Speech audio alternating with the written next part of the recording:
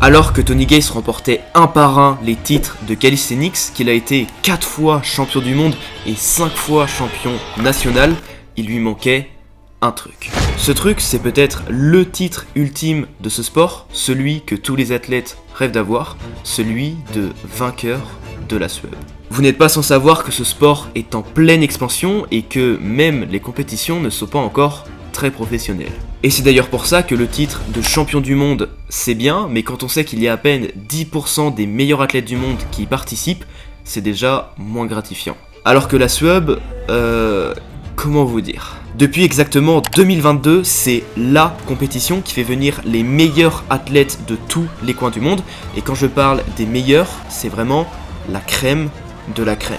C'est même bien plus que ça, c'est un véritable rassemblement où tous les passionnés de ce sport doivent se rendre un jour pour être baptisés du calisthenics. Bref, vous l'avez compris, le titre de vainqueur de la SWEB est donc 1000 fois plus convoité que celui de champion du monde. Et donc pour notre ami Tony, qui est 4 fois champion du monde, il est content, mais il lui manque ce truc. Ce truc qui en 2022 et 2023 a été remporté par un seul homme, Hristov. Si vous ne le connaissez pas, j'ai fait une vidéo complète sur lui, juste ici. Et comment vous dire, ce Daniel Hristov, c'est l'ennemi numéro 1 de notre ami Tony Geist. Et quand je dis ennemi, je pèse mes mots.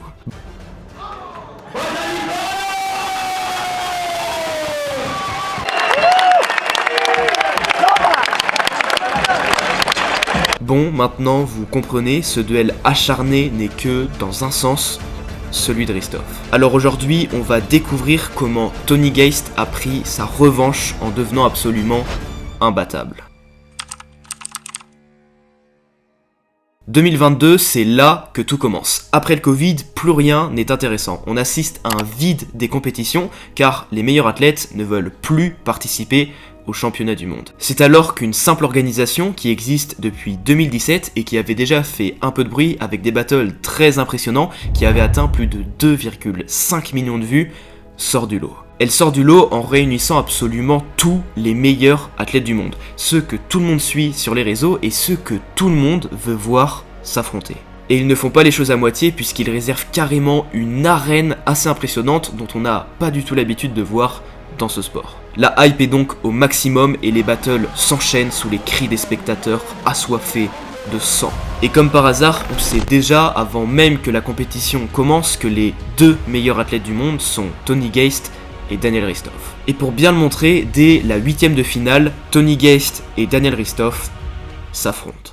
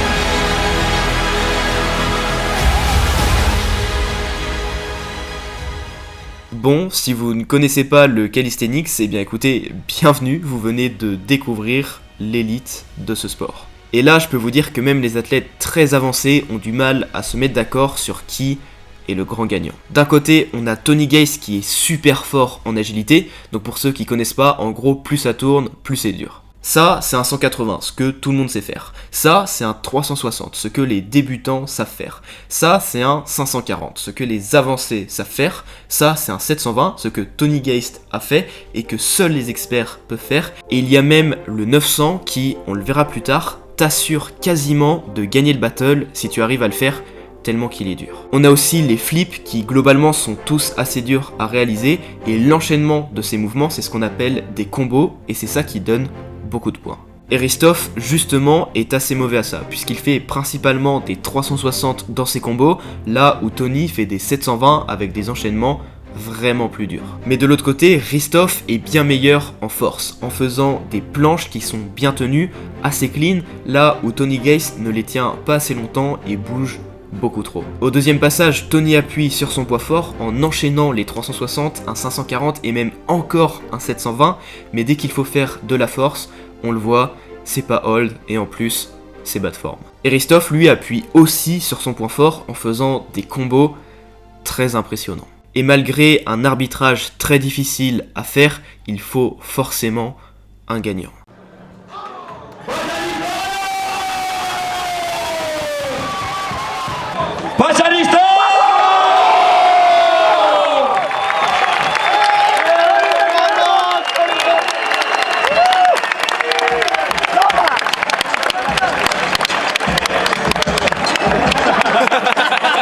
Fuerte ruido, por favor, mi gente.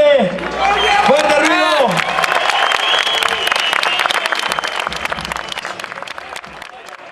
Bon voilà, vous l'aviez déjà vu, la haine de Tony Geist est à son paroxysme, et encore là, c'est rien. Puisque la compétition continue, Hristov écrase absolument tous les autres athlètes, et lorsqu'il devient le grand vainqueur de la SUB 2022, la réaction de Tony Geist est peut-être un peu surjouée, mais en tout cas, je ne peux pas m'empêcher de rire à chaque fois que je la regarde.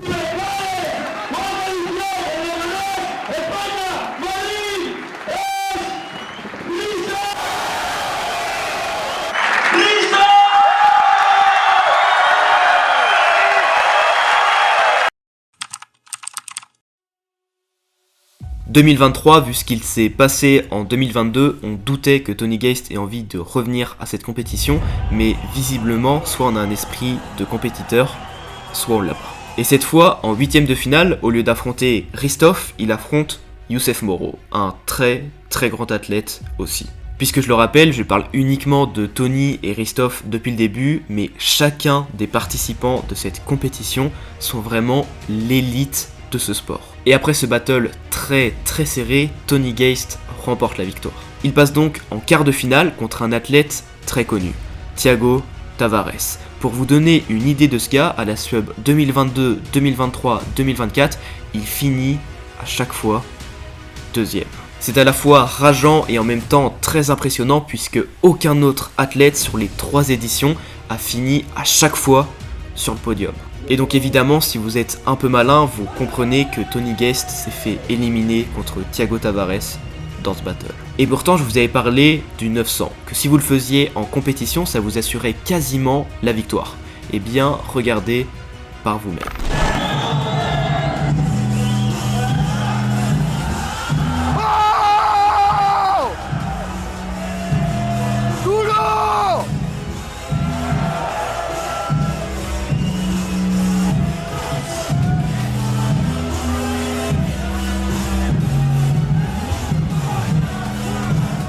Bon, en fait, ça aurait largement suffi pour gagner, mais vous le voyez, à la fin du battle, Tony Geist boite.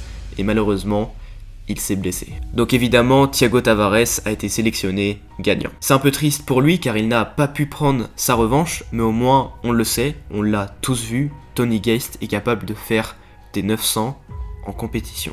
Et ça, malgré tout, Hristov l'a vu, et il doit être bien content que Tony se soit blessé. Et pour vous dire à quel point ce mouvement est compliqué, Tony Geist a été le premier à passer le 900 à la SUB. À ce moment-là, on le sait tous, Tony Geist est capable de battre Hristov, mais malheureusement, ce ne sera pas cette année. Hristov de son côté a explosé ses adversaires, et est même arrivé en finale face à Thiago Tavares, comme l'année dernière, et cette fois encore, Hristov est le grand gagnant de la SUB. On ne peut que s'incliner face à cet athlète qui est absolument imbattable. Mais une fois de plus, les réactions de Tony Geist quand il regarde les passages de Hristov sont à mourir de rire. Dès le début, on sent qu'il encourage l'adversaire de Hristov et on voit pendant le passage la négation sur sa tête. Bref, Tony Geist n'en peut plus. Peut-être que certains appelleront ça un manque de fair play, mais moi je pense que quand on veut être le numéro 1, qu'on a une mentalité de quadruple champion du monde, ne pas finir premier peut être extrêmement frustrant. Nous arrivons donc en 2024 et Tony Gaze ne rage pas juste avec des mots ou des signes, mais il utilise cette rage dans cet entraînement. Et il n'a plus qu'une seule option en tête, gagner la SUEB. Il n'a plus le choix et il met en place sa revanche pour devenir absolument imbattable. Ça y est, on y arrive, 2024, l'année où Tony Gaze doit prendre sa revanche après s'être fait éliminer par Hristov en 2022, l'ultime champion que tout le monde veut battre, puis par Tavares en 2023, l'ultime vice-champion qui est lui aussi presque impossible à battre. Là, je vous ai présenté le Tony Gaze de 2022 et 2023, mais il ne faut pas oublier qu'au début, c'était ça. Un petit enfant tout maigre qui a commencé comme tout le monde par faire des pompes dans sa chambre. Il n'avait absolument aucune prédisposition. Il partait littéralement de zéro. Et c'est en s'entraînant toujours plus dur qu'il a commencé à faire ses premiers 360, ses premières straddle planches et qu'il s'est construit petit à petit un niveau pour en arriver là. Certains pourront le juger pour son comportement parfois hautain, mais moi je pense que lorsqu'on n'a pas fait tous les efforts et les sacrifices qu'il a dû faire pour en arriver là, on n'a pas le droit d'ouvrir sa bouche. Mais tous ces efforts et ces sacrifices, ils doivent absolument aboutir, sinon ça aura servi à rien. Et mes chers calisthéniens, c'est aujourd'hui pendant la SUEB 2024 qu'il est temps de prendre les choses en main. Les athlètes sont annoncés un par un sur le compte Instagram de la SUEB et bingo, Daniel Hristov sera uniquement le juge. Tony Gaze est à son prime, visiblement pas Hristov qui a connu plein de blessures durant toute l'année. C'est donc pour Tony le moment d'aller chercher la victoire et de graver à jamais son nom sur la coupe de la plus grande compétition du monde.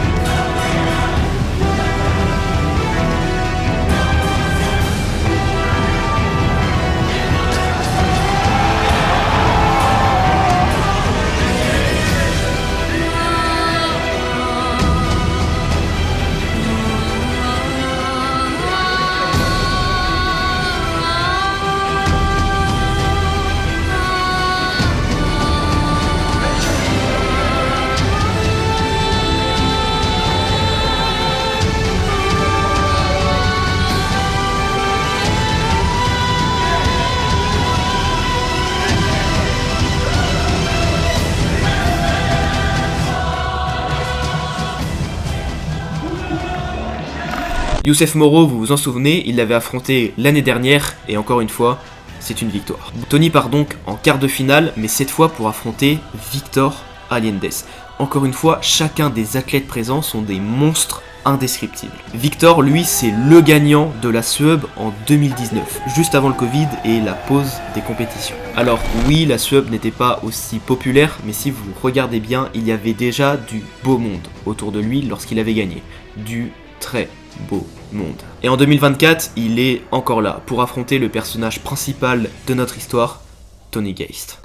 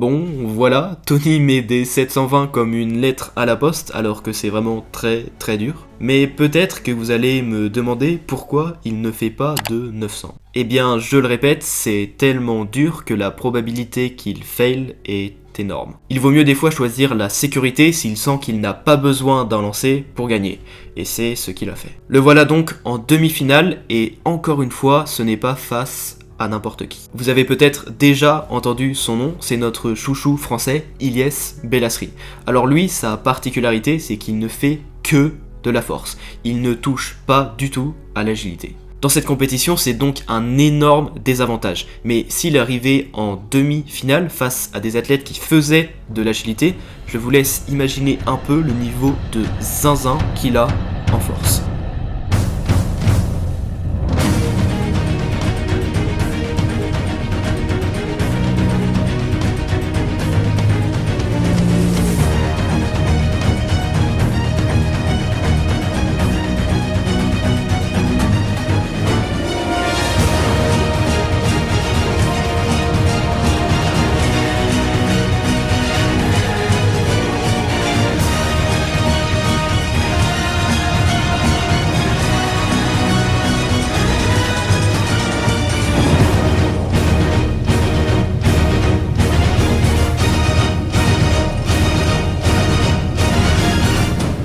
Bon, là, je vous coupe, mais après un passage comme ça, Tony Geist doit absolument sortir le grand jeu. Et ma foi, c'est ce qu'il fait.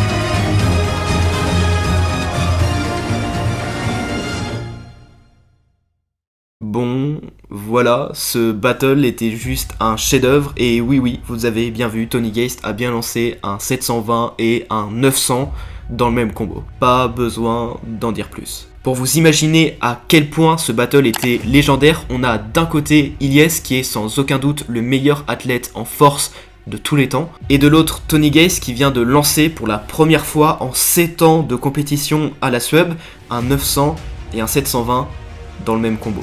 C'est dingue. Évidemment, Tony Geist a gagné car en plus du fait qu'il soit très très fort en agilité, il est aussi très bon en force. Donc forcément, le fait qu'il soit complet l'a fait gagner. Pour vous dire, après son premier passage, Ilyes, qui fait que de la force, a compris qu'il n'avait aucune chance de gagner et a même fait un 360. Apparemment, c'était l'un des meilleurs moments de la compétition, donc j'étais obligé de vous le montrer. Et donc là, on se retrouve avec Tony Geist en finale, et on n'attend qu'une seule chose, de savoir qui sont ses adversaires. Et bien, le premier, c'est nul autre que Thiago Tavares. Et oui, encore là, celui qu'il avait éliminé l'année dernière, qui avait terminé 2ème en 2023 et 2ème en 2022, celui qui, selon les chiffres, est le 2e meilleur athlète du monde, après Daniel Ristov. Et dans cette compétition, la finale se fait à 3. Et là arrive un tout nouveau personnage dont je ne vous ai toujours pas parlé, Gusta. Alors lui, pour être honnête, c'est un de mes athlètes préférés, et pour résumer rapidement son niveau, il a affronté en demi-finale l'année dernière Ristov. Un battle que j'ai analysé en détail sur YouTube. Et sans aucun doute, Gusta avait été meilleur que Ristov. J'avais analysé tout le battle, et Gusta était largement au-dessus. Il y avait clairement eu un problème de jugement. Bref, voilà la finale auquel on assiste en 2024. Le grand Tavares qui a détruit Tony l'année dernière et qui finit toujours derrière Ristov, et Gusta qui aurait dû littéralement être le premier à vaincre Daniel Ristov dans l'histoire de la SWEB. Et finalement Tony Geist, celui qu'on suit depuis le début, celui qui faisait des pompes dans sa chambre, celui qui a été 4 fois champion du monde, celui qui s'énervait après chaque défaite, et celui qui va peut-être à jamais écrire l'histoire de ce sport.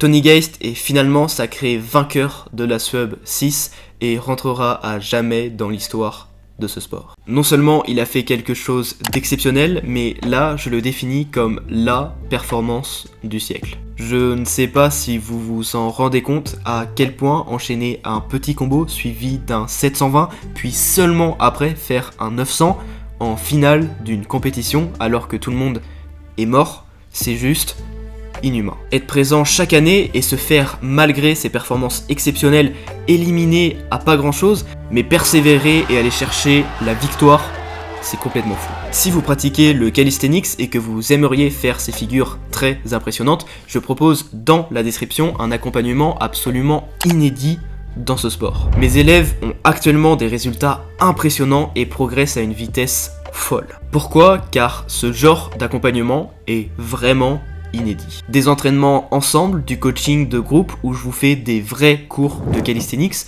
une méthode d'entraînement absolument unique pour vous faire level up, l'accès à mes formations, un suivi quotidien et encore plein d'autres choses. Le lien dans la description vous permet de réserver un appel complètement gratuit avec moi où je vous expliquerai tout ça plus en détail. Pour en revenir à Tony, il est encore très jeune, le monde du calisthenics est encore très jeune et l'histoire commence tout juste à s'écrire et je suis très content de pouvoir faire partie des premiers à la raconter. Je vous remercie d'avoir regardé cette vidéo en entier et si vous souhaitez connaître le parcours incroyable de Daniel Ristoff, vous pouvez cliquer sur la vidéo juste ici. Et sur ce, Davai.